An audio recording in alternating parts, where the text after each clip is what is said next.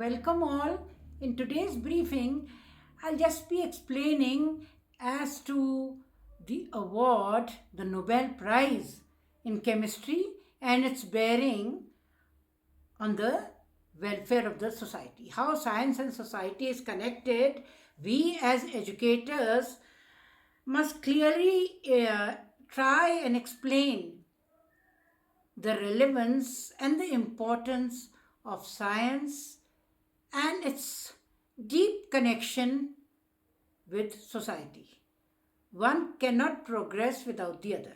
तो आज जो है हम बात करेंगे किसकी, इस साल के नोबेल प्राइज़ की 2025 की, वो भी केमिस्ट्री में, जो कि मिला है मेटल ऑर्गेनिक फ्रेमवर्क यानी कि MOFs पे, और किस तरह 1974 में शुरू हुई ये कहानी बढ़ते बढ़ते पहुंची नोबेल प्राइज़ पे. चलिए, let's have a short look. Since we are educators, it becomes imperative to explain the role and the significance of such awards and their bearing on the society to all our students.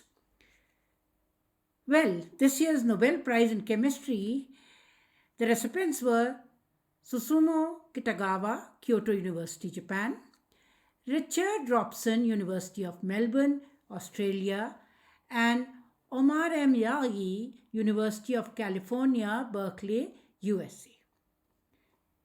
They jointly received this prize in chemistry for their work on metal organic framework, MOFs.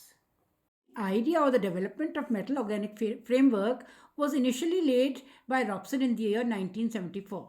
This was when he started teaching the students by means of models, wooden models, जहाँ कि इन्होंने wooden जो थे छोटे balls लिए, wooden balls जो कि atoms को रिप्रेजेंट करते थे, एंड उसमें होल्स ड्रिल करवाए to connect one atom to the other by means of small wooden structures, we can say, or little bars of woods which represented the bonds. So then he saw that different atoms had different requirements. हर एक bond जो है जब holes drill कराए तो उससे जो shape बना, अलग अलग शेप बने उस मॉडल से, तो उनको एक आइडिया आया कि अगर हम एटम्स की जगह इस तरह मॉलिक्यूल्स को ज्वाइन करें तो भी तो इससे बीच में कुछ ना कुछ शेप जनरेट होगा, और किस तरह का शेप बनेगा वो डिपेंड करता है हम किस तरह के मॉलिक्यूल्स को आपस में ज्वाइन करें. So work slowly progressed, and side by side other workers who were the recipients of this prize, they also were simultaneously working on similar types of concept.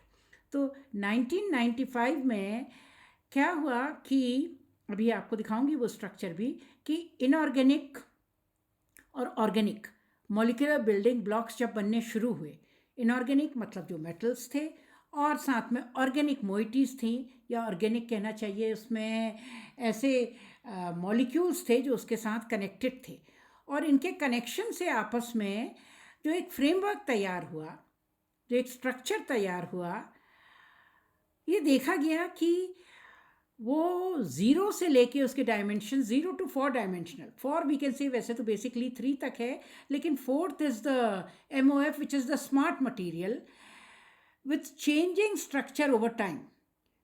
उसमें द स्ट्रक्चर जो 4th variable है वो उसका change होता रहता है, और 4th variable मतलब टाइम के साथ में उसका स्ट्रक्चर जो है वो चेंज होता रहता है. तो इसलिए चौथा डायमेंशन पिक्चर में आ गया. तो इस तरह के बिल्डिंग ब्लॉक्स बनने शुरू हुए, किसके, मेटल्स के, मेटल आयन कहना चाहिए, और साथ में कोई ना कोई ऑर्गेनिक मॉलिक्यूल के, उनको ज्वाइन करा गया. क्रूड पिक्चर दिखा रही हूँ इस किस्म की. देखिए कि ये तो मान लीजिए है ये फ्रेमवर्क, अलग अलग शेप्स आएंगे जब, अगर जैसे 3 डायमेंशनल होगा क्यूब्स वगैरह. तो अब इसमें ये जो इस तरह की बना रखे हैं, ये समझ लीजिए इसके अंदर की जो कैविटी है इसमें इंट्रैप्ट ये क्या है, गैसेस हैं. तो ये गैस इसके अंदर इंट्रैप्ट है. ये गैस भी हो सकती है, या कोई और मॉलिक्यूल भी हो सकता है, या वाटर भी हो सकता है. कई किस्म के कंपोनेंट्स इसके अंदर, इसके शेप, इसके साइज़ के ऊपर निर्भर है कि वो क्या इसके अंदर फिट हो सकते हैं. और ये MOFs जो होते हैं, इनकी खासियत यह है कि ये फ्लेक्सिबल होते हैं.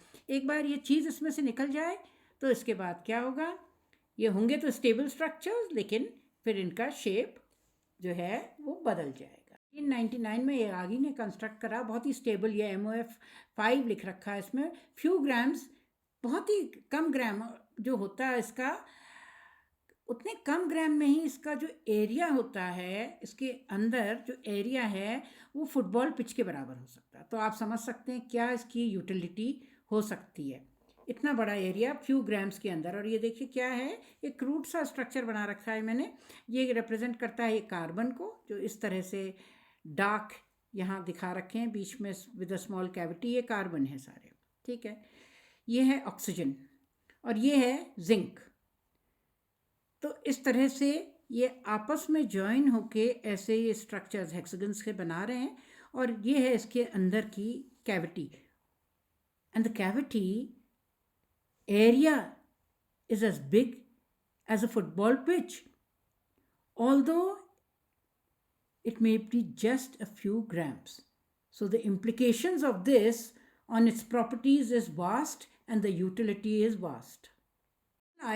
मेटल आयन और ऑर्गेनिक फ्रेमवर्क की जो प्रॉपर्टीज़ हैं वो क्या होती हैं, जैसे कि उसका स्ट्रक्चर जो है वो फ्लेक्सिबल होता है, स्टेबल होता है, प्रॉपर्टीज़ कई एक होती हैं, वेरिएबल प्रॉपर्टीज़ होती हैं, बहुत ही हाई सरफेस एरिया होता है, ये क्रिस्टलाइन होता है, परमानेंट इसकी पोरोसिटी होती है, पोर्स होते हैं क्योंकि इसके अंदर, और साथ में ट्यूनेबल होता है ये pore size, that is it can be altered, it can be change the pore size as well as the shape. तो इसकी वजह से, और क्योंकि constructing such structures or such frameworks is much cheaper than the zeolites or other materials which are used for similar type of purposes. लेकिन क्योंकि ये tunable होता है, क्योंकि इसकी परमानेंट होती है पोरोसिटी, और इतना हाई सरफेस एरिया होता है, फंक्शनैलिटीज़ कई इसमें आ सकती हैं, तो इसकी वजह से इसके यूजेस जो हैं कई गुना उसके अवसर बढ़ जाते हैं in using it in various type of applications. Let's now see to the properties of MOFs, metal organic framework. ये catalysis के लिए use हो सकते हैं, so therefore they can be used in various types of synthesis as catalyst. Since they act as hosts, they can capture gases and other molecules. They can also be used for gas storage, such as hydrogen, such as carbon dioxide. At the same time, they can also be used for separation of gases. They can capture such gases which are harmful or which need to be separated from other useful materials by capturing or entrapping them, acting as hosts, because they can have different shapes and sizes. At the same time, they can be used in environmental remediation. Environmental remediation कैसे? Sulphur dioxide, nitrogen oxide, ये सब जो हमारे pollutants के form में होती हैं, इनको कैप्चर करके रिमूव करने के लिए एनवायरनमेंट से। ऑल्सो फॉर ड्रग डिलीवरी, जिससे कंट्रोल्ड वे में ड्रग्स जो हैं वो रिलीज हों। Therefore, they can also be used as biomedicines. And since they can sense biomolecules, metal ions, explosives वगैरह, ये सब ये सेंस कर सकते हैं, तो इसलिए सेंसर्स के फॉर्म में भी इनका यूज़ हो सकता है। ये एक्सप्लोसिव्स को भी ये सेंस कर सकते हैं। Therefore, they are important indicators. At the same time, they can be used for photocatalysis, as well as for energy storage in the form of triboelectric nano generators, TENGs. TENGs जो हैं वो इस तरह से electricity जो है generate करती हैं कि वो मैकेनिकल एनर्जी को इलेक्ट्रिकल एनर्जी में कन्वर्ट करती हैं by the physical rubbing of two surfaces together or two paths together.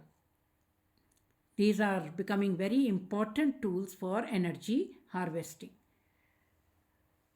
तो ये कुछ एक उदाहरण है कि जहाँ MOFs जो हैं बहुत यूज़फुल हैं, क्योंकि पोल्यूशन को रिमूव करने में इनका यूज़ आगे होगा, ड्रग डिलीवरी में उनका यूज़ होगा, कैटालिसिस में उनका यूज़ होगा, at the same time separation में यूज़ होगा, एनर्जी हार्वेस्टिंग में यूज़ होगा.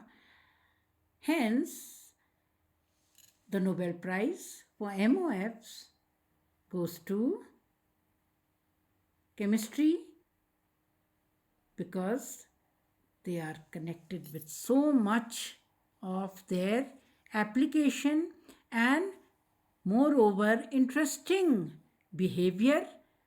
इनके स्ट्रक्चर्स ऐसे होते हैं जो कि मैनिपुलेट हो सकते हैं by the material scientists or by the chemists for various uses. That's all. I hope that by this we can easily connect science and society. So thank you. So to summarize, MOF5, the first MOF constructed from zinc oxide clusters and terephthalate जो दिखाया था मैंने आपको, और 1998 में SBUs introduce हुए, secondary building units SBUs, जो further use हुए for construction of more types of MOFs. Moreover, it is superior to all the other nanomaterials because they provide more controlled and porous environment. किसके लिए? Capture करने को और deliver करने को जो भी मॉलिक्यूल्स हमें चाहिए वो.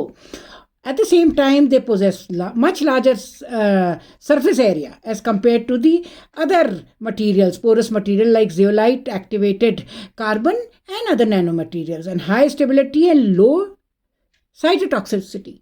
Hence, they are used in biomedical applications. हमने देखा ना biomedical applications में ये bioimaging, biosensing, also for antiviral therapy, etc. and advanced cancer treatment. So I hope you enjoyed this